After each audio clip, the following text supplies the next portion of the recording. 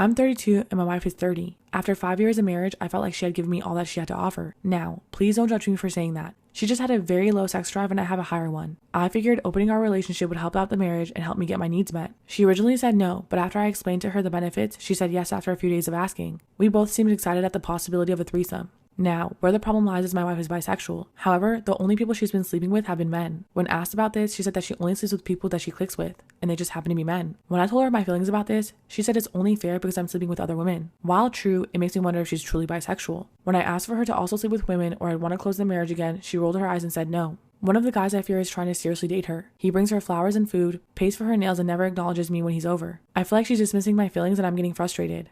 I want to close our marriage again. How do I approach this? While true that I should have set the boundary beforehand, I assumed that she'd be with women so I wasn't upset about the possibility of men having sex with her. And why do I have no right to complain? She's still my wife and we're still married. I broke his arm.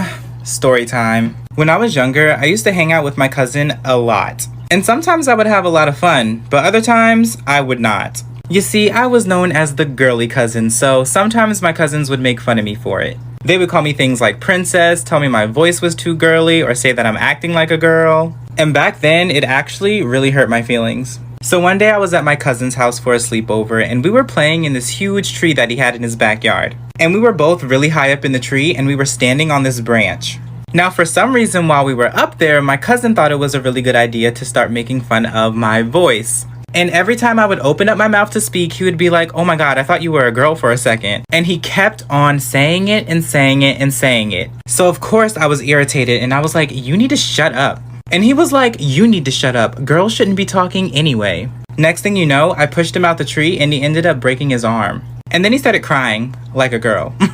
Story time on how I had a threesome with my mom and dad. Okay, so boom, let's jump right into it. Both my mom and dad are 38 and I just turned 18, so yes, I'm of age. I know it sounds crazy, but I've always found my parents attractive. I'm bisexual and I was determined to get my parents in bed. I tried everything to get them to notice. I slowly started flirting with my mom and dad individually. Then I started walking around the house with less clothes on. Then I started walking in on my parents doing the dirty. And it was actually working. So I decided to go for it. I sat them both down and I told them, "I'm in love with y'all." They both laughed and said, "We love you too, sweetie." And then I got sad and I said, "No, not that type of love. I have romantic feelings for you guys." Then they shocked me and said, "Sweetie, we were in love with you ever since we adopted you." I was so happy. I then kissed my mom and then kissed my dad. Then we went upstairs and the rest is history. Now I'm my parents' girlfriend. Never give up, guys. Today we're talking about a shocking kidnapping case that you might not have heard of. June 5th, 2002, at 4 a.m. in Salt Lake City, Elizabeth Smart wakes up to a man standing over her bed with a knife to her throat. He whispers to her, "I have a knife to your throat. Do not make a sound. Come with me or I'll kill your entire family." Terrified, Elizabeth goes with the man. At the time, Elizabeth actually shared a bed with her sister, Mary. But Mary was paralyzed with fear and waited until Elizabeth had gone to wake up her parents. But by the time that they had woken up, it was too late and Elizabeth was long gone. Elizabeth and this man walked for a very long time up a mountain next to her house. He took her to a secluded campsite of sorts. It was like a tent with a few tarps. And then a woman appeared and brought Elizabeth into the tent.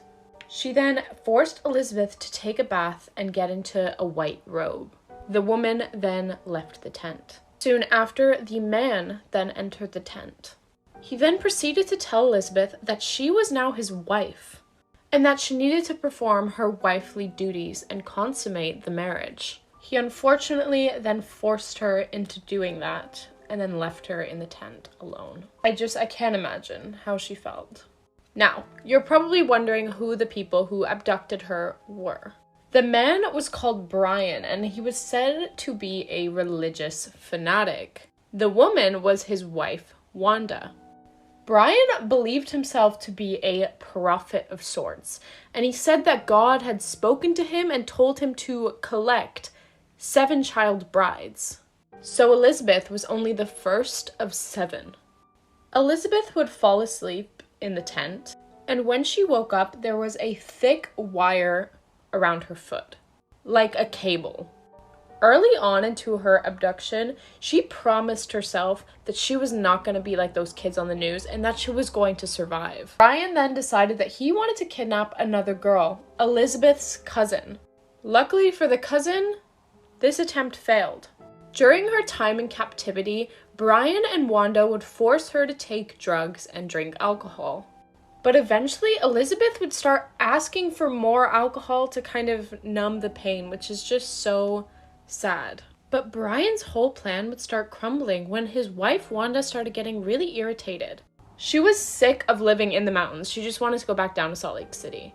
And so they made Elizabeth put on robes and a face covering of sorts, and they started taking her down to the city. Make sure you come back for part 2 because this story is insane. Part 2 of the Elizabeth Smart kidnapping case. So they start taking Elizabeth down to Salt Lake City. Brian was mostly looking for like alcohol, drugs, and stuff like that. And so they stumble across a party and they take her into this party. She was completely overwhelmed with all these people after not having seen anyone for a while. And so she didn't say anything to anyone. And this picture was actually taken of her at the party. Mind you, she was under constant threat from Brian saying that her and her family would be killed if she said anything. When winter came along, Brian wanted to move somewhere warmer. He wanted to take them to California, so he took them to a library to try and find a map to get there. This is when someone in the library recognizes Elizabeth and calls the police. This is where it should have all ended, but it didn't. A detective showed up and tried to speak to them. Brian convinced him to leave them alone, and Elizabeth just couldn't speak. She was too scared. A lot of people judged her for this, but like, how can you judge her? She was terrified. She was only 14. When it started to get a bit warmer, he wanted to move yet again. And at this point, Elizabeth had gained a little bit of trust with Brian because she hadn't said anything to that police officer. So she told Brian that God had actually spoken to her and told her that they should all move back to Salt Lake City. So smart. Around the same time, Elizabeth's sister Mary had a realization that she recognized the man's voice who kidnapped her sister, and she was like, I know who it is. He was a man who had once worked on their house. At first, police did not want to release his sketch or photo because they thought it would like warn Brian that they knew it was him, but the family eventually released it themselves. Brian started taking Elizabeth and Wanda to a soup kitchen for the homeless, and this is where people started recognizing him based on the sketch. This is when the police got multiple calls that he was there. The police then tracked them to a Walmart, and they surrounded the entire building. At the time, Elizabeth was wearing a pretty obvious wig and the same head covering that I showed you earlier. The police then asked her multiple times, "Are you Elizabeth Smart?" And twice she said no. He asked her for the final time, "Are you Elizabeth Smart?" as he was putting her in one of the police cars. And at this point she didn't say yes, but she gave him kind of like a slight indication. They then brought Elizabeth into the police station and put her in an interrogation room. She was sat there waiting to be interrogated by a police officer, and then the door swung open. But it wasn't a police officer. It was her dad. Her dad that she hadn't seen in 9 months. He ran and hugged her and said, "Elizabeth, is it really you?" And finally, she said yes, and they cried together. These are the sentences that Brian and Wanda got. Wanda is currently out of prison, but Elizabeth is now stronger than ever and lives a happy life.